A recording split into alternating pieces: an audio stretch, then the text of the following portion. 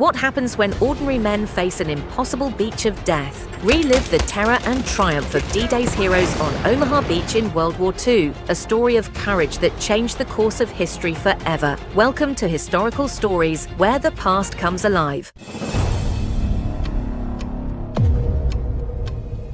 D-Day, the longest day. Heroes on Omaha Beach, June 6, 1944. A cold, grey dawn rose over the choppy waters of the English Channel as an armada of more than 5,000 ships carried the hopes of the free world toward Nazi-occupied France. The Allies had planned Operation Overlord for years. Now, the greatest amphibious invasion in history was underway. The fate of Europe rested on the courage of ordinary men about to face extraordinary danger. At Omaha Beach, the most heavily defended sector, American troops braced for hell. As landing craft ramps dropped, men leaped into waist-deep water, bullets cracking the air and splashing into the surf. Many drowned, weighed down by packs and weapons. Others staggered to the sand, only to be cut down by relentless German machine gun fire from bunkers towering above. Smoke, explosions, and the cries of the wounded filled the air. Bodies floated in the tide. Medics like Private First Class Charles Shay, a Penobscot Native American, crawled through the surf to drag wounded men to safety. "I tried to save everyone I could," he later said. The rising tide threatened to swallow the injured before help could reach them.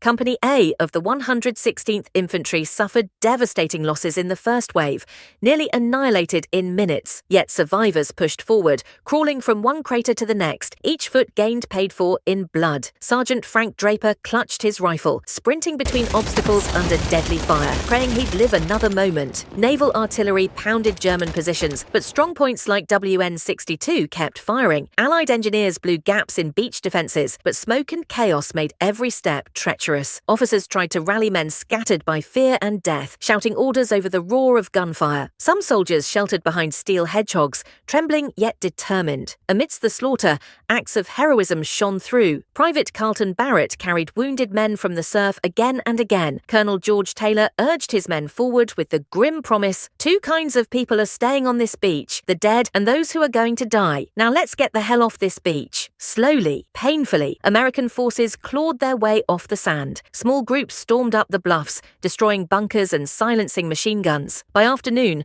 the tide of battle began to turn. German resistance faltered as Allied troops seized key points along the ridge. The blood-soaked sand of Omaha was finally secured. By nightfall, 34,000 Americans had landed on Omaha Beach. Over 2,500 were dead or wounded, but their sacrifice had opened a path into Fortress Europe. D-Day marked the beginning of the end for Nazi Germany, proving that courage, determination, and unity could overcome even the most formidable defenses. Their bravery changed the course of history, reminding the world that freedom is worth every sacrifice. Conclusion: the heroes of Omaha Beach faced unimaginable horrors, yet never wavered. Their courage on D-Day turned the tide of World War II and proved that freedom could triumph over tyranny. As waves crashed against the blood-stained sand, they fought not just for themselves, but for generations to come. Their sacrifice reminds us that liberty carries a price paid by brave souls willing to risk everything. Today, we honor those who stormed Omaha Beach and gave the world hope. May we never forget their valor